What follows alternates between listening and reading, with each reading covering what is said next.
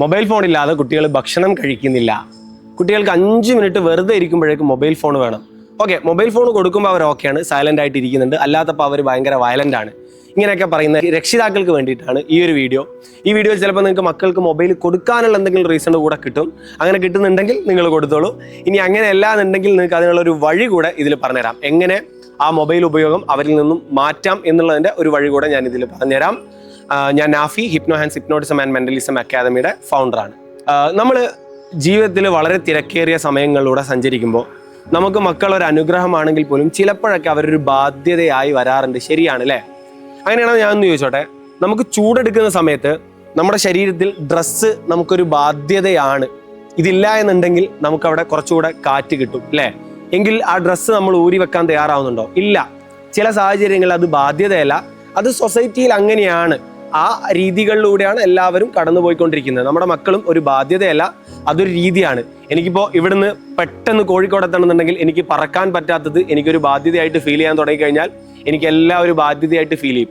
അപ്പോൾ മക്കൾ നിങ്ങളുടെ പ്രവൃത്തികളെ ബാധിക്കുന്നുണ്ട് എന്നുണ്ടെങ്കിൽ അതൊരു ബാധ്യതയല്ല, അത് ജീവിതത്തിന്റെ ഭാഗമാണ് എന്ന് നിങ്ങൾ ആദ്യം മനസ്സിലാക്കുക. നിങ്ങളുടെ കുട്ടികൾ എന്തെങ്കിലും വാശി പിടിക്കുകയോ അല്ലെങ്കിൽ ഭക്ഷണം കഴിക്കാതിരിക്കുകയോ ചെയ്യുന്ന സമയത്ത് നിങ്ങൾ അവരുടെ അറ്റൻഷൻ മാറ്റാൻ വേണ്ടി മൊബൈൽ ഫോൺ അവരുടെ കയ്യിലേക്ക് കൊടുക്കുന്നു.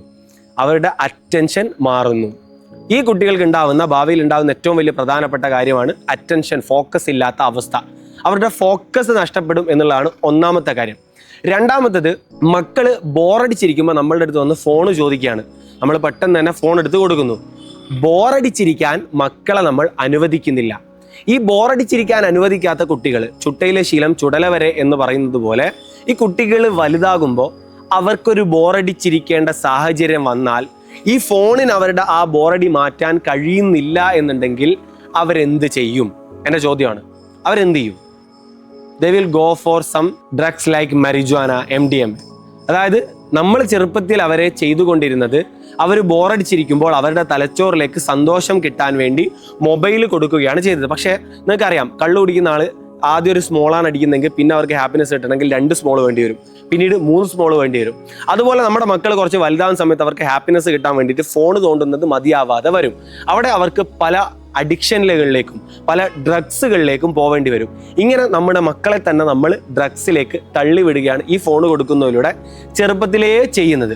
മറ്റൊരു കാര്യം എന്താണെന്ന് വെച്ച് കഴിഞ്ഞാൽ, മക്കൾക്ക് പ്രഷർ സഹിക്കാൻ പറ്റുന്നില്ല. ഈ വെറുതെ ഇരിക്കുക, ബോറടിച്ചിരിക്കുക എന്ന് പറയുന്നത് ഒരു തരം പ്രഷറാണ്. അത് മക്കൾക്ക് സഹിക്കാൻ പറ്റുന്നില്ല.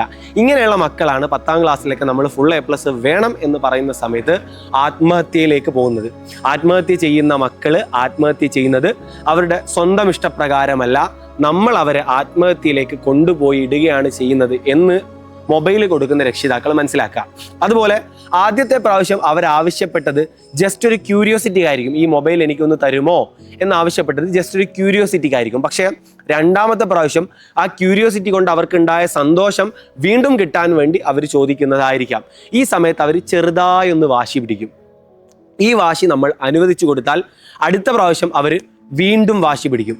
നേരത്തെ വാശി പിടിച്ചപ്പോൾ കിട്ടിയിട്ടുണ്ട് എന്നുള്ള സാധനം അവരുടെ മനസ്സിലുണ്ട് എന്നുണ്ടെങ്കിൽ, ഇത് നമ്മുടെ മക്കളെ ഒരു നല്ല സോഷ്യൽ ബീയിങ്ങിൽ നിന്നും മാറ്റി ഒരു മോശം ക്യാരക്ടറിലേക്കും നമ്മൾ തന്നെ കൊണ്ടുപോയിക്കൊണ്ടിരിക്കുകയാണ്. നമുക്ക് എല്ലാവർക്കും അറിയാം, ചുട്ടയിലെ ശീലം ചുടല വരെ എന്നുള്ളത്.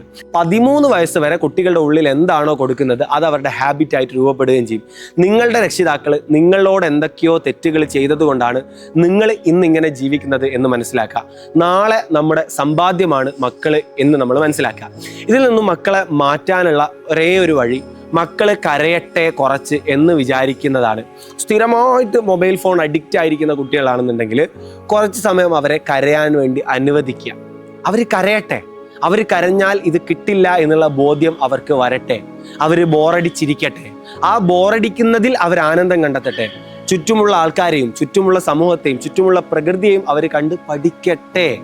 എങ്കിലേ നാളെ നല്ലൊരു മക്കളായി ഒരു സമ്പാദ്യം എന്ന രീതിയിൽ നമുക്ക് മക്കളെ വളർത്തിയെടുക്കാൻ സാധിക്കുകയുള്ളൂ. ഇത് ഒരുപാടൊന്നും ഞാൻ പറഞ്ഞു കണ്ടില്ല. ഞാൻ ബ്രെയിനിൽ ട്രോമ ഉണ്ടാവുന്നതിൻ്റെ അല്ലെങ്കിൽ ബ്രെയിനിൽ എങ്ങനെയാണ് ഒരു കുട്ടിക്ക് അഡിക്ഷനുകൾ രൂപപ്പെടുന്നതിൻ്റെ ഏറ്റവും ചെറിയൊരു രൂപം മാത്രമേ ഞാനിവിടെ പറഞ്ഞിട്ടുള്ളൂ.